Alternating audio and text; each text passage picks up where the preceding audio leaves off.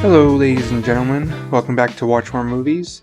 I'm your host, Ricky, and today we are going to be talking about Send Help, the newest release directed by Sam Raimi, starring Rachel McAdams and Dylan O'Brien. They star as two co-workers who get involved in a plane crash and are stranded together alone on an island.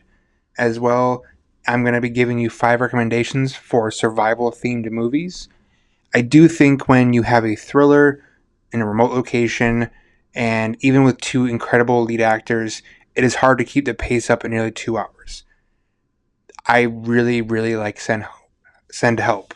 It is a refreshing change of pace from what we see and has a lot more tongue-in-cheek Sam Raimi sense of humor that I just really miss. I did like that last Doctor Strange movie he did, but seeing him come back to an original story was really refreshing. My biggest issue is with the runtime. I found the pacing to be a bit meandering through the second act.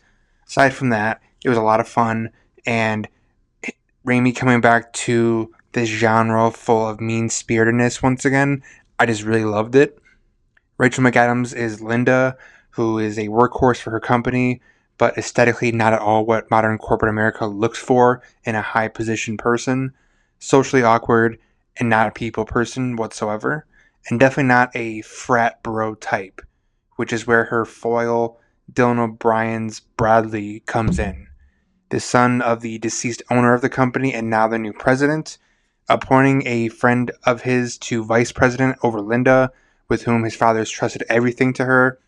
He plans to use Linda on the company's big merger in Bangkok. As they are flying, the plane crashes and lands both Linda and Bradley on a deserted island. McAdams is having such a blast with her career, and this feels like such a role that she just had so much fun sinking her teeth into, as well as Dylan O'Brien. His usual sort of YA leading man type has really been that persona has really been challenged lately with movies like Twinless and now Send Help. I really like where his career is going. Their clash of ideologies in this movie and moral compasses really make a great back and forth as tensions rise and then ultimately get physical. It gets really, really fun when it gets to that point. Now, what makes a fun survival type of movie is the flair that Raimi brings into this. His humor in these dark situations and what these characters' motives become or delve into as they get more and more desperate for what they want. It definitely is worth checking out and recommending. Even if it is a bit too long, it is a lot of fun nonetheless.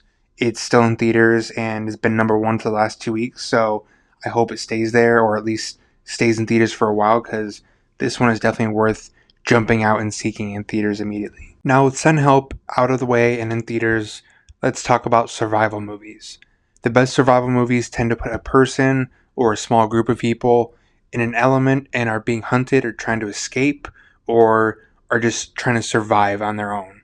Or in some cases, just puts you into a atmosphere situation, but it's more escaping or surviving who you were or trying to find yourself and happiness, at least when you get into movies that are a lot more deeper than just the thrills.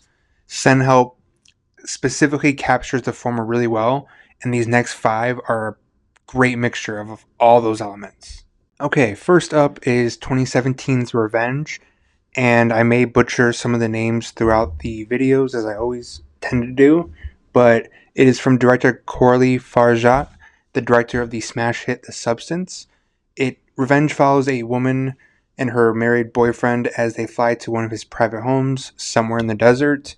After the arrival of 2 of his hunting buddies, traumatic events unfold with her, and she is then fighting for her survival in the desert. This could also be classified as a movie for a previous episode I did about movies being hunted or on the run, but this feels more like a fighting for survival than it does being chased in the traditional sense or what you would normally see in those kinds of movies.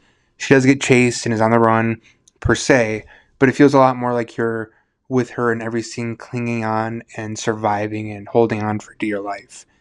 As certain moments and scenes unfold, you can totally tell that this was the director of The Substance in a very complimentary way. I was not a big fan of The Substance when I saw it. I liked it. I liked some of the body horror elements to it. It just wasn't for me. It was for a lot of people. This is not a supernatural or body horror in the fictional sense, but the raw and gritty and horrific violence in it is done with lots of flair. I do mean specifically the violence and not the other violent things that happen. And if you've seen it, you know what I mean. I just wanted to clarify for that when it gets to that point. There is a scene where someone's shot in the stomach and trying to hold it together by clear plastic wrap. It is really gross, but in the best way and really visceral. It follows in this entire sequence, it's down a tight and narrow and intimate chase sequence that is thrilling, and it's really just like a hallway going around into a room in circles, but and it's done for several minutes, but it's so cleverly edited that you never feel that, and it's always keeping you gripping the side of your seat. And I was just engaged the entire the entire 10-15 minutes that this goes on. I think the characters being unlikable, the girl and the men in this, hold it back for me a bit. I was thrilled the entire time, from maybe minute 30 until the end, but it feels like it takes a bit too much time to get there, and these characters are all morally very ambiguous and gray, and some of them are just outright horrible to some degrees, and like I said, to others, very high degrees, not morally good. But the thrill and the idea of rooting for anyone to get out of the situation is enough to keep you at least entertained and grossed out.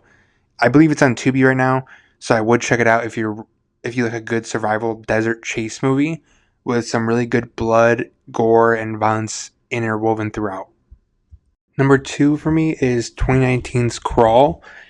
Crawl really came out of nowhere when it was released for me in terms of being surprised by this lower budget horror thriller. It was also produced by Sam Raimi and is directed by Alexander Aja, who directed the incredibly unsettling remake of The Hills Have Eyes and has a knack for these tense, smaller, single environment thrillers.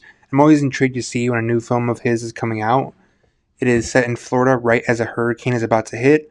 A woman goes to check on her dad and make sure he gets out of the storm at their home when she finally finds him passed out in the crawl space. She sees the crawl space has 2 alligators waiting for them to come out. While noticeably the CGI isn't spectacular, it is quite believable enough to invest to it at the very least. The production design here is terrific too. You really settling you in to this damp, spider web infested small space that gives you the feeling that you truly have nowhere to go. And the storm added into it gives a really sense of dread and tension as the story heads in that direction and starts to escalate.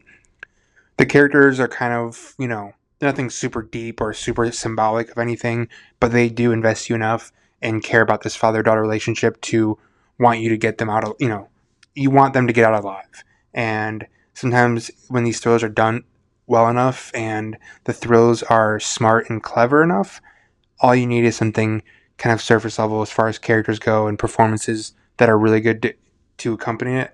And Crawl is definitely underrated in my opinion compared to at least what I know a lot of people aren't huge fans of it, but I think if you really want a good tight-knit thriller, Crawl is one of them. Next up is 2022's Triangle of Sadness, which is much less expected as far as survival films go, especially compared to the other ones I've already talked about. It is directed by Ruben Östlund. It mainly follows a couple who are models in the fashion industry who go on a boat cruise, which is then shipwrecked, sunk, and leading a handful of guests and employees of the yacht stranded at sea. This is a very funny satire, one that Östlund has shown to do real well in his other features. Every scene feels like a big middle finger at the top 1% of people and human beings when they are stripped away from conveniences and the riches of capitalism, which this film does not shy away from criticizing by any means. As told pretty explicitly throughout the second half of the film, once the casts are actually shipwrecked, there aren't the expected thrills and tension you would get normally from a survival movie, but the unexpected turns the story take are from these characters and these richer people who don't know what to do when they're no longer have their own lavish lifestyle. The entire cast are worthy of individual praise, but notably is Dolly Leon, who plays Abigail, a toilet manager for the yacht, and Woody Harrelson, who plays Thomas, the ship's captain, and the breakout performance and role for Harris Dickinson, who kind of launched his stardom after this film was released. There are for sure some moments and directorial choices Östlund uses to create tension here on the in moments on the island, but is not the focus of the film. only adds to the fear these privileged people have and are not equipped to handle. It's on Hulu now. It is coming to Netflix shortly, I believe, and it is on Canopy if you have it. So if you have a chance, this is one that I really do recommend. It was very divisive as far as the film world goes, but Austin has a knack for his films being ones that I really, really do like, and I really can't wait for his new film to come out this year. Number 4 is 2015's Green Room. This was a real shock and a real mean piece of filmmaking in a very, very complimentary way. It was a big breakout film for Jeremy Saulnier, who previously did Blue Ruin and has gone on to do some great work, most notably the recent Rebel Ridge, which was a huge movie on Netflix.